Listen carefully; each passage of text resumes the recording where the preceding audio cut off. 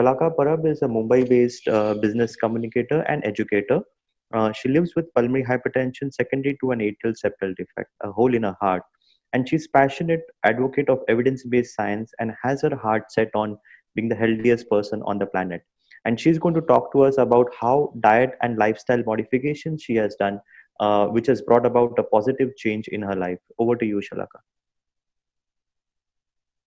Shalaka, you're mute. I think you'll need to unmute yourself. Yeah. Yeah. Thank you, Dr. Prashant. My dear fellow warriors from all over the world, families of warriors and respected doctors, and hi, mom and dad. I am Shalaka. I am 37 years old. And the only reason I'm alive here today is because of my wonderful doctors and the fact that I have the best parents in the world. I'm going to talk to you today about my recent experiments with sleep and nutrition. In October of 2019, which is just last year, I was pre-diabetic, gaining weight, breathless with chest pains most of the day. I had numbness in my peripheries. I suffered from PCOD, chronic insomnia. My last thyroid panel was abnormal, and my triglycerides were high. I was not happy with my health. All these factors made living with pulmonary hypertension even worse. I was told, or I had read, that barring few, most of these health issues were chronic and some were even progressive. But something else also happened that month. I was fed up of myself for not doing enough for at least the things that were in my control. I started reading scientific papers from academia and industry on metabolic health. I read a lot on insulin resistance, endothelial dysfunction, the glycolytic calyx and nitric oxide synthesis, and a little bit on autophagy. And I was incredibly lucky to receive scholarly support of 2 doctors amongst my friends and family. I finally understood that my life was governed by 2 solid principles. 1, circadian health, which is basically your body clock, and 2, metabolic health. I realized that my lifestyle and food choices had been in direct contravention to these 2 scientific principles. My habits were not particularly unhealthy in comparison to average human beings in modern society, but they were nowhere close to what was consistently needed for my body. So I made a plan to improve my sleep pattern and dietary intake, and I began expecting it. Here's how it went. Week 1, I gave up caffeine, sugar in all its forms, all processed foods, and I started to fix my sleep. The caffeine and sugar withdrawal symptoms lasted a few days. I managed them with glasses of cold water and salads. Sugar and caffeine create substance-induced artificial highs and lows, and together they have a devastating impact on our mental health.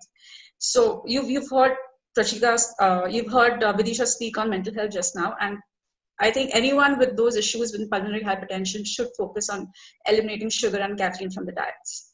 Within the very first week itself, I experienced an entirely new level of respiratory fitness. And by this time, I had started changing my sleep times every day. I was experimenting. I recorded how I felt in the morning when I woke up, no alarm clocks used. I made an Excel sheet, a detailed Excel sheet. I now noticed that my optimum sleep time was 8:30 p.m. Yes, who sleeps at 8:30 p.m., but that was my optimum time. 9:30 p.m. was not bad either, but 10:30 p.m. was when it all starts to go downhill. So I started sticking to those times. Week 2, I began implementing time-restricted eating in full obeisance of circadian principles. Research has taught me that when I eat and how many times I eat matters as much as what I eat. I started eating only between sunrise and sunset because that's easy to just look out the window and know it's sunset, so you better finish a meal. And consistently at the same time every day. No more than 2 meals a day. Yes, I ate no more than 2 meals a day. And what a profound impact it had on me. I was breathing better. My skin became flawless and glowing. I passed an entire menstrual cycle without the devastating PMS and other PCOD symptoms. I stopped experiencing chest pains, and that was a big one for me. Week 3, I gave up all grains. I stopped eating rotis and rice. And I know how big a deal that is in India. We all love our rotis and rice, but I did that and it worked. The impact was immediate.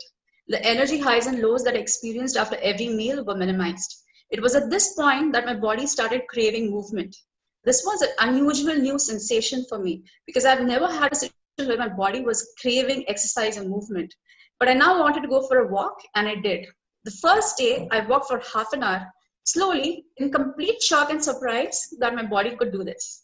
I came back home without persistent fatigue or chest pains. I thought that was the biggest success of my life back then. Week 4, I gave up all pulses and legumes. This was hard, but the outcome was totally worth it. It provided a big boost to my exercise tolerance. I could now take walks at 60 minutes and more without fatigue and all the classic symptoms of PH. Let me highlight here that what Dr. Abraham mentioned is achieved in week 10 to 12 of pulmonary physio. I could perform easily in week 4. Now, you must be wondering that if I gave up all these foods, well, how did I sustain myself? What did I really eat? Well, the answer lies in fats and proteins. I also never gave up on fruits and vegetables. I love them. It became noticeably clear to me in the second week of my experiment that if I were to have no more than 2 meals a day, the nutritional density of my meals had to be very high. So here's what I ate. A large salad of greens and fruits with a generous sprinkling of dry fruits, 2 to 3 whole eggs in any form, and fish, poultry, or meat cooked in animal fats such as ghee, butter, or lard. Yes, I love ghee and I used it a lot to cook my food. I ensured all my meals were delicious every single time. I don't think I've had a single meal since October that I've hated. And that's it. That's all I eat every day. That's all I ate today. That's what I've been doing for the last 6 months, more than 6 months now. And by February of this year, I had lost about 17% of my body weight. I was at a healthy BMI of 21, down from 25. And I also took a few sessions of pulmonary physio. My physiotherapist was very surprised with how well I was doing. She had never seen a pulmonary hypertension patient do so well.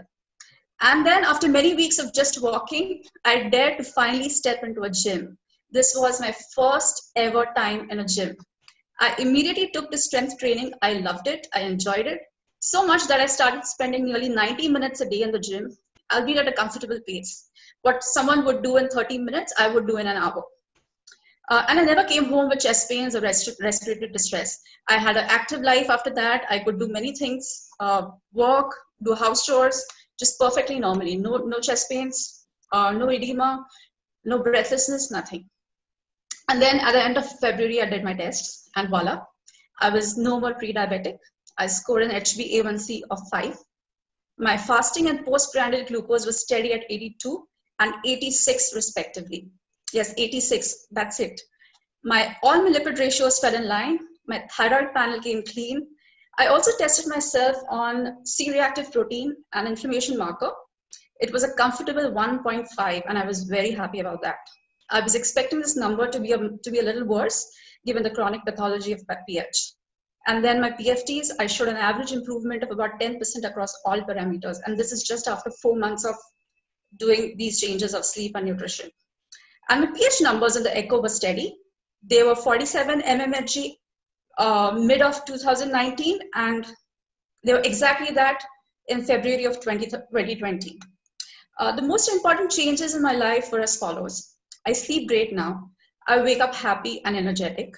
I no more have anxiety-induced insomnia. I'm walking, bending, climbing slopes and stairs. I have been doing about 5 floors of stairs very easily. There's a mild distress of about a few seconds at the 5th floor, but that's about it. And it's not like I come home and I have to lie down in bed for the rest of the day like before. No. The occasional numbness in my peripheries, usually during sleep, has totally disappeared. And there are many other things that have changed for me in terms of quality of life. To recap simply, there were 3 things that I did. I lowered the burden of dietary glucose in my body. I eliminated the foods that caused any sort of distress. And I finally started respecting my body clock. That I can now stand, walk, bend, climb, conduct normal daily activities without symptoms at the same pH pressures as last year gives me confidence that I can maintain a good quality of life despite the pH. And this is very important to me. I think we can have health despite the pH. Just having pH does not mean you're unhealthy. Having all these other comorbidities, which are more like chronic diseases, are what cause the damage to our health, not the pH in itself. At the heart of it, I firmly believe that all my problems were a problem of insulin resistance, essentially a metabolic disorder. This is something that is fixed by better nutritional choices, and that is exactly what I did. And yet, I'm sorry to say that no doctor, and I've been through many doctors in my life. No doctor has ever prescribed a simple glucose or insulin test for me. Insulin resistance and glucose intolerance have been implicated in the pathology of pH. There are hundreds of scientific papers on the subject, some even recommending testing for insulin and glucose as a part of the diagnostic regimen. This is something I want to say to the pH warriors. Digestion itself is an inherently inflammatory process. Digesting inflammatory foods is a double whammy on the body. Digesting inflammatory foods through frequent meals is a triple whammy. And our bodies are self-regulating and self-healing. Our bodies are intelligent. It is we who are the ignorant ones. And so I have only one piece of advice to all my friends who live with pulmonary hypertension. Listen to your body. Be aware of every distressing symptom in any part of your body. No doctor, no dietitian, no test in the world can give this information as intelligently, as frequently, and as powerfully as your body does. Eat what works for you as an individual. Eat a pH healthy diet. Eat a low carbohydrate diet. Eat a low glucose diet. Learn a little bit about glucose, fructose, and metabolic health. There's a lot of information on the internet. There are a lot of papers on it on the internet.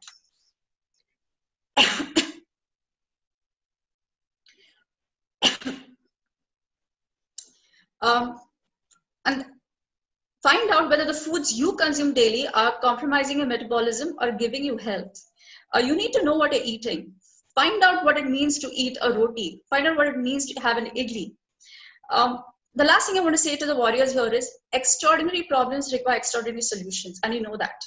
Big diseases especially require big interventions and a deeper respect for our body. So the question this is what I discovered now. The question is not how long do I want to live? The question is how long do I want to thrive? And if you ask this question to yourself and you have a personally relevant and honest answer to this, you know what you need to start doing from today.